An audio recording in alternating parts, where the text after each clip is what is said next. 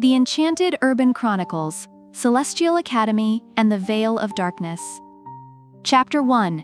The Arrival of the Mysterious Letter. Leonardo Williams lived in a bustling city where skyscrapers kissed the sky and the streets were alive with the rhythm of modern life. Every morning, he would wake up to the sounds of honking cars, the chatter of pedestrians, and the distant hum of the subway. His apartment was on the 5th floor of an old brick building that stood proudly amidst the steel giants surrounding it. The interior of his home was modest, decorated with bookshelves filled with novels and encyclopedias, a small wooden desk cluttered with papers, and a single, comfortable armchair by the window where he often sat to read. Leonardo's life was ordinary, or so he thought. At 16, he attended Westside High School, where he was just another face in the crowd. He was a diligent student, always curious and eager to learn, but nothing about his life hinted at the extraordinary journey that was about to begin. One Friday afternoon, as the sun began its descent and the city bathed in the golden glow of dusk, Leonardo sat in his room, finishing his history homework. His desk lamp cast a warm light over his work, creating a cozy nook amidst the urban chaos. The faint sounds of traffic filtered through the closed window, creating a background symphony that he had grown accustomed to. "Leo, dinner's ready," his mother called from the kitchen, her voice carrying through the small apartment. "Coming, Mom," Leonardo replied, closing his textbook and stretching his arms. He could smell the delicious aroma of spaghetti bolognese wafting through the air, making his stomach rumble in anticipation. As he made his way to the kitchen, Leonardo couldn't shake off a feeling that had been nagging at him all day. It was as if something significant was about to happen, though he couldn't quite place what it was. He shrugged off the thought, attributing it to a mundane daydream. The kitchen was a warm and inviting space, with wooden cabinets, a round dining table, and cheerful yellow walls.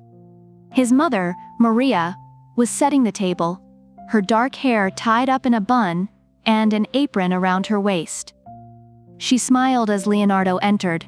"How was school today?" she asked, placing a bowl of salad on the table.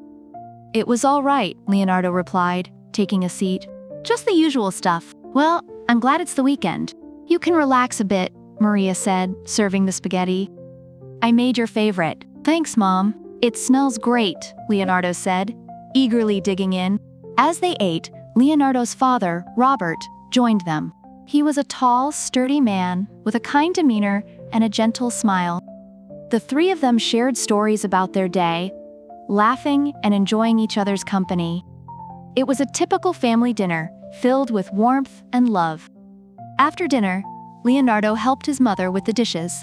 As they worked side by side, Maria glanced at her son and noticed the pensive look on his face. "Is everything all right, Leo? You seem a bit distracted," she asked, her voice filled with concern. "I'm fine, Mom. I don't know, I have this weird feeling that something's going to happen," he confessed, drying a plate and placing it in the cupboard. Maria paused, looking at him thoughtfully. "Sometimes our intuition can sense things before we do. Maybe it's just a sign that something interesting is on the horizon."